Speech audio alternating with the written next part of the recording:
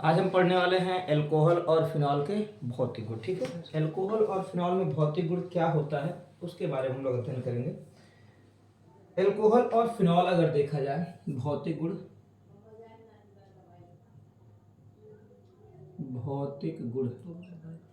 जो भौतिक गुण है उसके बारे में अगर देखा जाए तो भौतिक गुण में आता क्या है, जितने भी चाहे आप एल्कोहल पढ़िए, एल्कोहल मतलब हो गया आर के साथ लगा OH, या फिर आप फिनॉल अगर पढ़ते तो उसमें भी क्या हाइड्रोक्सिल समूह दोनों में उपस्थित होता है। एल्कोहल में भी हाइड्रोक्सिल समूह उपस्थित होता है और फिनॉल में। ठीक है, तो जितने एल्कोहल और फिनॉल होते हैं इनमें एक चीज आती है हाइड्रोजन बॉन्डिंग। क्या होता है, जो एल्कोहल है जैसे हम लोग देखें O और H, कोई भी एल्कोहल R लग गया, R और OH।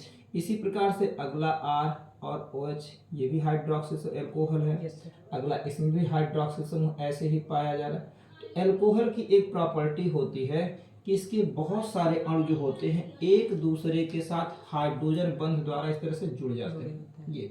ये ऑक्सीजन की इलेक्ट्रोनेगेटिविटी, विद्युत ऋणात्मकता ज्यादा होती है, जिसके कारण ये क्या करता है, ये अपने समीप वाले हाइड्रोजन परमाणु को क्या करता है, अपनी ओर आकर्षित करता है। जब ये आकर्षित करेगा तो इनके बीच ये बनने वाला बंध जो होता है वो कहलाता है आपका हाइड्रोजन बंध। इसको हम लोग कहते हैं हाइड्रोजन बंध, हाइड्रोजन बंध। और जो हाइड्रोजन बंध होता है वो 3 परमाणु अर्थात नाइट्रोजन बना सकता है, फ्लोरीन बना सकता है और ऑक्सीजन। अर्थात ये जो होते हैं तब तो आपका नाइट्रोजन हो गया, ऑक्सीजन हो गया और फ्लोरीन, इनकी विद्युत ऋणात्मकता ज्यादा होने के कारण आवर्त सारणी के ये 3 तत्व जो होते हैं वो हाइड्रोजन बंध बनाते हैं। एल्कोहल में भी यही प्रॉपर्टी है। और क्या है आपका, अगर फिनॉल देखा जाए, फिनॉल मतलब हो गया यही बेंजीन रिंग और इसके साथ लगा यहाँ पर OH, फिनॉल का एक अणु हो गया।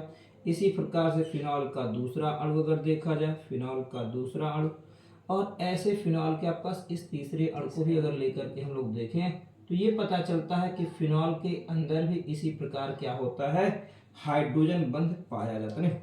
और हाइड्रोजन बंध अगल बगल वाले किसी हाइड्रोजन को आकर्षित करेगा, इनको आकर्षित करेगा आकर, अर्थात ऑक्सीजन की इलेक्ट्रोनेगेटिविटी ज्यादा होने के कारण ये अपने समीप वाले अन्य अणु के हाइड्रोजन परमाणु को क्या दुर्बल रूप से आकर्षित करता है। और जब आकर्षित करता है तो इनके बिंद भी क्या बनता है आपका, वही हाइड्रोजन बंध इसलिए बन रहा है। इसको भी हम लोग हाइड्रोजन HYDRO और हाइड्रोजन बॉन्ड कहते हैं, ये भी हाइड्रोजन बॉन्ड है। तो हाइड्रोजन बंध जब बन जाता है तो इनके मध्य हाइड्रोजन बंध बनने के कारण इनके बहुत सारे अणु एक दूसरे के साथ जुड़ जाते हैं। और जब बहुत सारे अणु एक दूसरे के साथ जुड़ जाते हैं तो इनका अणु भार जो होता है वो क्या होता है, अणु भार जो होता है वो अधिक हो जाता है। और जब अणु भार अधिक हो गया तो जिनका अणु भार होता है उनका क्वथनांक भी ज्यादा होता है। ठीक है, तो देखिए आपको एक प्रॉपर्टीज बताई गई है क्वथनांक, जो इसके भौतिक गुण में अगर देखा जाए एल्कोहल और फिनॉल के क्वथनांक के बारे में, तो क्वथनांक क्या होगा आपको ये पता है कि एल्कोहल और फिनॉल में क्वथनांक जो होता है वो डायरेक्टली समानुपाती होता है किसके, अणुभार के। नहीं, अर्थात जिसका अणुभार ज्यादा होगा उसका क्वथनांक क्या होगा, ज्यादा होगा। ठीक है, अणुभार ज्यादा होने के साथ साथ इनका क्वथनांक क्या होता है, क्रमशः बढ़ता जाता है। ठीक है, तो ये होता है कि एल्कोहलों की जो क्वथनांक होते हैं समान अणुभार वाले एल्केनों की अपेक्षा ज्यादा होते हैं। ठीक है, इसका खाली ये मुख्य कारण, जैसे अगर हम लोग ले लें क्या, आप ले लीजिए एथेनॉल। ठीक है, एथेनॉल आपने ले लिया, CH3 है, CH2 है और ये हो गया OH। और साथ में इसी अणुभार का अगर हमारे पास क्या हो गया, डाई मेथिल ईथर है, CH3 है, O है और CH3 है। और इसी का अगर हम लोग लगभग अणुभार का अगर देखा जाए, प्रोपेन CH3 CH2 और ये CH3 और है, ये प्रोपेन है। इसको हम लोग कहते हैं ये ईथर है, इसको हम लोग ईथर कह रहे हैं। ये आपके पास क्या एल्केन है या फिर आप इसको प्रोपेन कह लीजिए। ठीक है, प्रोपेन है और प्रोपेन के साथ अगर ये देखा जाए तो ये आपका एथेनॉल है। ठीक है, एथेनॉल। तो जो एथेनॉल है उसका क्वथनांक जो होता है वो सबसे ज्यादा होता है। लगभग समान अणुभार वाले जितने भी हाइड्रोकार्बन होते हैं या फिर क्या होगा अन्य जो अणु है जैसे ईथर है, प्रोपेन है, तो इसमें एल्कोहल का जो क्वथनांक होता है वो ज्यादा होता है। उसका कारण क्या है, यही हाइड्रोजन बॉन्डिंग। एल्कोहल के अणु एक दूसरे के साथ जुड़कर क्या करते हैं, हाइड्रोजन बंध का निर्माण करके। और ऐसे बंध को हम लोग एक चीज और ध्यान देंगे, इसको हम लोग कहते हैं अंतरा अणुक हाइड्रोजन बंध। ठीक है, एक बात आती है अंतरा अणुक, नहीं अंतरा अणुक, अंतरा अणुक और हाइड्रोजन बंध। कारण क्या है, दो अणुओं के मध्य जब बनने वाले बंध होते हैं तो उनको हम लोग कहते हैं अंतरा अणुक। अगर एक ही अणु में बनेगा आपके पास हाइड्रोजन बंध तो उसको हम लोग कहते हैं अंतर अणुक हाइड्रोजन। ठीक है, या फिर आंतर अणुक। जैसे अगर हम लोग पढ़ेंगे आगे चल करके आर्थोनाइट्रोफिनॉल, आर्थोनाइट्रोफिनॉल में क्या होता है, ये OH है, इसमें लगा NO2 नहीं, N के साथ coordinate bond of O, double bond O। तो इसमें आर्थोनाइट्रोफिनॉल में एक ही अणु एक दूसरे के साथ हाइड्रोजन बंध का निर्माण करता है। जब एक ही अणु के अंदर हाइड्रोजन बंध बनता है तो इस प्रकार के बंध को हम लोग कहते हैं आंतर अणुक, नहीं आंतर। ठीक है, इसको हम कहते हैं आंतर अणुक हाइड्रोजन बंध। ये कहलाता है आंतर अणुक हाइड्रोजन बंध, हाइड्रोजन बंध ये होता है आंतर अणुक हाइड्रोजन बंध। तो ध्यान ये रखना है कि एक होता है अंतराणुक हाइड्रोजन बंध और एक होता है आंतराणुक। ठीक है, अंतराणुक मतलब क्या होते हैं, जिनमें बहुत सारे अणु एक दूसरे के साथ हाइड्रोजन बंध के द्वारा जुड़े होते हैं, उनको हम लोग कहते हैं अंतराणुक हाइड्रोजन बंध। और एक होता है आंतराणुक हाइड्रोजन बंध, जब एक ही अणु अर्थात ये जो आपका आर्थोनाइट्रोफिनॉल है,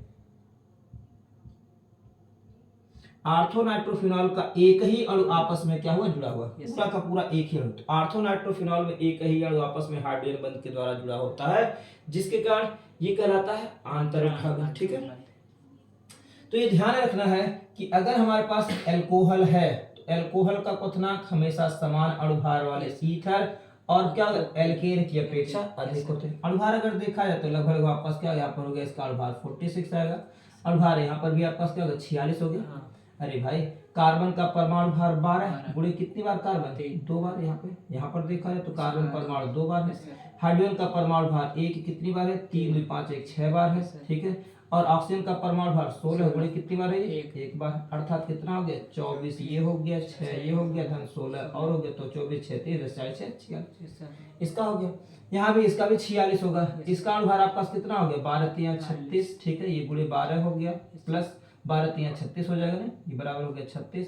प्लस हाइड्रोजन कितने हैं, 3 2 5 2 7, अर्थात 7 गुणे 1 अर्थात कितना हो गया, 7 हो गया। अर्थात कितना हो गया, 7 हो गया, 12 3 36 3 2 5 2 7, क्या 7 6 13 के 3 हो गया, हाथ में आया 1 43 हो गया। अणुभार आपका होगा 43 होगा।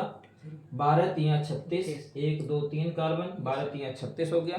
और 36 के बाद आपका क्या, 3 2 5 और 3 सॉरी 8 है ना, 8 है ना, 8 लिखोगे यहाँ पे 8, तो इसका मतलब कितना हो गया, 44 हो गया। अणुभार आपका हो गया 44। तो जब अणुभार 44 हो गया तो पता चला लगभग अणुभार समान है, लेकिन तभी भी एल्कोहलों का जो क्वथनांक है वो क्या है, ज्यादा होता है। ठीक है, तो इससे ये पता चलता है कि हमारे पास जो अणुभार होता है, अणुभार अगर समान अणुभार वाले हैं तो जिसके अंदर हाइड्रोजन बंध होगा उसका क्वथनांक ज्यादा होगा। अगला तो एक और प्रॉपर्टीज होती है, अगर यही हमारे पास क्वथनांक के बारे में और बात करें, क्वथनांक अगर क्वथनांक देखा जाए तो जैसे जैसे साइड चेन बढ़ता है, क्वथनांक इज इनवर्सली प्रोपोर्शनल, अर्थात व्युत्क्रमानुपाती होता क्या, पार्श्व श्रृंखला। जो पार्श्व श्रृंखला होती है उस पार्श्व श्रृंखला के साथ क्या होता है, अगर पार्श्व श्रृंखला बढ़ रहा है तो क्वथनांक लगातार क्या होगा, वो घटता जाएगा। जैसे हमारे पास एक सिंपल सा एग्जांपल अगर देखा जाए, ब्यूटेनॉल है। ठीक है, ब्यूटेनॉल BUTA और NaL नहीं, ब्यूटेनॉल NaL। ब्यूटेनॉल जो होता है उसके 3 समावयवी हैं। एक क्या हो गया, एक ये हो गया CH3 CH2 फिर CH2 और फिर हो गया CH2 और यहाँ पे लग गया OH। नाम क्या हो गया, ब्यूटेन 1ऑल।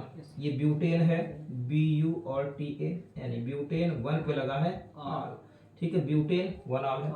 तो ब्यूटेन 1ऑल अगर हम उठा करके CH3 को यहाँ पे लगा दें, ठीक है, तो साइड चेन आपका बढ़ गई, या इस तरह से आपका देखा गया बनने वाला कंपाउंड बन गया CH3 C, यहाँ पर हमने CH3 को लगा दिया, H हो गया, फिर हो गया CH2 और ये हो गया OH। तो नाम होगा 2 मेथिल प्रोपेन 1ऑल। और आगे देखा जाए, नाम लिख देना पे, 2 पे लगा मेथिल। ठीक है, 2 मेथिल और प्रोपेन प्रोपेन और 1 पे लगा ऑल, 2 मेथिल प्रोपेन 1ऑल। यहाँ पर हो गया ब्यूटेन 1ऑल। ब्यूटेन है, 1 पे लगा प्लस ऑल, ब्यूटेन 1 ऑल नहीं। और एक बनाते हैं तो इस तरह से आपका बनने वाला कंपाउंड क्या बनेगा, CH3 के साथ एक C, फिर से CH3 हो गया, एक CH3 और हो गया, ये हो गया OH। ये नाम हो गया। 2 पे लगा मेथिल, 2 मेथिल, और प्रोपेन 1 पे लगा ऑल, 2 मेथिल प्रोपेन 1 ऑल। तो इसमें देख रहे हैं एक साइड चेन है, ठीक है। जैसे जैसे साइड चेन बढ़ता जाता है ना, साइड चेन अगर देखा जाए तो यहाँ पर आपके पास एक साइड चेन हो गया और यहाँ पर आपके पास साइड चेन 2 हो गए। तो जैसे जैसे साइड चेन बढ़ेगा इनका क्वथनांक क्रमशः घटता जाता है। तो सबसे ज्यादा क्वथनांक इसका, फिर इसका होगा और फिर इसका। सबका अगर अनुभार देखा जाए तो आपके पास वही C4 है, H आपके पास क्या होगा 9 है और OH है, सब ब्यूटेनॉल है ये। C4H9OH सब में है, 1 2 3 4 C4 हो गए, H कितने 3 2 5 2 7 2 9 और OH इसमें भी वही है, इसमें। लेकिन जब समान अणुभार होते हैं तब हम लोग क्या करेंगे, जब अणुभार समान हो जाए तो उनके क्वथनांक को ज्ञात करने के लिए उनके पार्श्व श्रृंखला पर ध्यान दीजिए। जिसमें पार्श्व श्रृंखला ज्यादा होगा उसका क्वथनांक क्या कम होगा, ठीक है, उसका क्वथनांक कम होगा। इसका मतलब हो गया ये ब्यूटेन 1 ऑल, ये butane 2 methyl propane 2 all, 2 methyl propane 1 all, 2 methyl propane 2 all है, 2 मेथिल प्रोपेन 2 ऑल। तो जो 2 मेथिल प्रोपेन 2 ऑल है उसका क्वथनांक क्या होता है, वो सबसे कम होता है। 2 मेथिल प्रोपेन 2 ऑल जो है इसका क्वथनांक क्या होगा, सबसे कम होगा। 2 मेथिल प्रोपेन 2 ऑल का क्वथनांक सबसे कम होगा। तो दो चीजें हो गई, अणुभार बढ़ने के साथ साथ क्वथनांक बढ़ता है, और क्या होता है, पार्श्व श्रृंखला बढ़ने के साथ साथ क्वथनांक क्या होता है, वो घटता है। अगली प्रॉपर्टीज आती है, हमने आपको बताया भी कि एक होता है अंतराणुक हाइड्रोजन बंध और एक होता है आंतराणुक हाइड्रोजन बंध, ठीक है। आंतर और अंतरा में थोड़ा सा अंतर ये है कि भैया इसमें एक ही अणु के मध्य बनता है, सॉरी इसमें 2 अणुओं के मध्य बनता है और इसमें एक ही अणु के मध्य हाइड्रोजन बनता है। अगला आता है क्या, विलेयता। तो आपको बता दिया गया क्वथनांक कैसे बढ़ेगा। क्वथनांक आपका सीधा सा फंडा है, अगर हमारे पास अणुभार भिन्न भिन्न है, अगर एल्कोहल समूह है, हाइड्रोक्सिल समूह है, तो एल्कोहलों का क्वथनांक हमेशा क्या, ईथर और क्या हो गया एल्केन की अपेक्षा ज्यादा होते हैं, ठीक है। लेकिन कहीं अगर ऐसा मिल जाए कि सबका अणुभार समान हो तो हम लोग पहले क्या देखेंगे, हम लोग देखेंगे कि भैया जिसमें साइड चेन नहीं होगा उसका क्वथनांक ज्यादा होगा, जिसमें साइड चेन होंगे उनके क्वथनांक क्या होंगे, कम होंगे, ठीक है। अर्थात पार्श्व श्रृंखला बढ़ने के साथ साथ क्या होगा, क्वथनांक क्या होता है, क्रमशः घटता है। अगली एक चीज आती है विलेयता, ठीक है। विलेयता मतलब होती है सॉल्युबिलिटी। मैं इसको हटा रहा हूं। विलेयता मतलब हो गया कोई भी एल्कोहल जो है वो क्या होता है, क्या जल में वो मिश्रणीय है या फिर क्या होगा जल में मिश्रणीय नहीं है। तो जल में मिश्रणीय वो चीज होते हैं जो जल के अणुओं के साथ हाइड्रोजन बंध का निर्माण करते हैं। ऐसे अणु जो जल के अणुओं के साथ हाइड्रोजन बंध का निर्माण करते हैं वो जल के साथ क्या होते हैं, मिश्रणीय होते हैं। जैसे मान लिया हमने ले लिया एल्कोहल कोई भी है, ऐसे लिख दिया अगर CH3 है, CH2 है और CH2 साथ हमने लगा दिया O और H, ये एथेनॉल है। और एथेनॉल जो है वो क्या हो रहा है, अगर एथेनॉल के बारे में बात करें तो एथेनॉल क्या है, अगर जल के अणु ऐसे लग रहे हैं, O हो गया, ठीक है, यहाँ पर आपके पास क्या होगा, चलो H लगा हुआ, यहाँ पे H हो गया, H के साथ फिर एक H और हो गया, यहाँ पर भी हमने लगा दिया H2O, O हो गया, एक H यहाँ पर है, एक H यहाँ पर, H2O का यहाँ भी हमने लगा दिया इस तरह से, H हो गया, H के साथ आपका O हो गया, H हो गया। तो ये क्या कर रहे हैं, ऐसे जल के अणु इसके पास पास लगे रहते हैं, और जब जल के अणु पास पास लगे हुए हैं तो ये ऑक्सीजन जो होता है इनके हाइड्रोजन जल के अणुओं के साथ हाइड्रोजन बंध बना लेता है, इनका हाइड्रोजन इनके ऑक्सीजन के साथ जुड़ गया, भैया ये हाइड्रोजन बंध बन गया। इस तरह से इनका हाइड्रोजन इनके ऑक्सीजन, तो ये एक प्रकार का क्या करता है, हाइड्रोजन बंध बनता है, ठीक है, दो अलग अलग अणुओं के मध्य, जल के अणुओं के मध्य और एल्कोहल के अणुओं के। तो जब एल्कोहल के अणुओं के मध्य हाइड्रोजन बंध का निर्माण हो जाता है तो ऐसे जितने भी अणु हैं जो जल के अणुओं के साथ हाइड्रोजन बंध बनाते हैं वो जल में क्या होते हैं, मिश्रणीय होते हैं भैया, ठीक है, मिश्रणीय है। तो ये जल में क्या, एल्कोहल जो होता है वो जल में क्या होता है, वो मिश्रणीय है। क्यों मिश्रणीय है, क्योंकि एल्कोहल में 2 भाग होता है, एक होता है जल रागी और एक होता है जल विरागी, ठीक है। जल रागी मतलब क्या, इतना जो भाग है एल्कोहल के दोनों भागों में अगर देखा जाए तो ये जो भाग आपको देखने को लग रहा है, ये मिल रहा है, वो आपके पास क्या होगा, ये होगा द्रव रागी, इसको हम लोग कहते हैं द्रव रागी, ठीक है, द्रव रागी अर्थात इसको द्रव से लगाव है जिसके कारण ये जल के अणुओं के साथ हाइड्रोजन बंध का निर्माण करता है। और एक अणु और आपका शेष बचा, जो इसके बाद जो शेष बच जाता है वो होता है आपका क्या, द्रव विरागी कहलाता है, द्रव विरागी। ठीक है, ये द्रव विरागी, विरागी मतलब होता है विराग, दूर रहना, नहीं द्रव से ये दूर रहता है। तो इस प्रकार से हम कह सकते हैं कि अल्कोहल में दो प्रकार का जगह स्थान, मतलब क्या, दो प्रकार का भाग होता है। एक ऐसा भाग जो जल के अणुओं के साथ हाइड्रोजन बंध बनाने की क्षमता रखता है, उसे हम लोग कहते हैं द्रवरागी। और एक ऐसा भाग जो अल्कोहल के अणुओं के साथ, सॉरी क्या, जल के अणुओं के साथ हाइड्रोजन बंध नहीं बनाता, वो क्या होता है आपका, क्या, द्रव विरागी होता है। तो ये ध्यान देना है, अगर छोटा सा अणु, ये द्रव विरागी भाग छोटा है, जैसे लिख दिया गया CH3 और OH, छोटा सा द्रव विरागी भाग, तो ये जल में क्या होगा, ज्यादा विलेय होगा।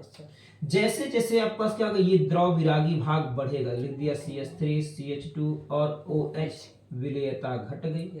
और क्या हो गया भाई, आगे और बढ़ा दिया हमने, CH3 हो गया, CH2 हो गया, फिर CH2 हो गया, और ये हमने लगा दिया क्या भैया, OH लगा दिया, प्रोपेन 1 और आगे लगा दिया हमने, CH3 हो गई, CH2 हो गया, फिर CH2 और लगा दिया OH, ये ब्यूटेन 1। तो ये ध्यान हमेशा आप रखेंगे कि द्रव विरागी भाग जैसे जैसे बढ़ता जाएगा, अल्कोहलों की विलेयता जो होती है वो क्या होती है, वो घटती जाएगी। ठीक है, अर्थात अल्कोहल यहाँ पर अगर देखा जाए, ये अल्कोहल जल में अधिक मिश्रणीय होगा और ये अल्कोहल जल में कम। क्यों, क्योंकि द्रव विरागी भाग इसमें ज्यादा है।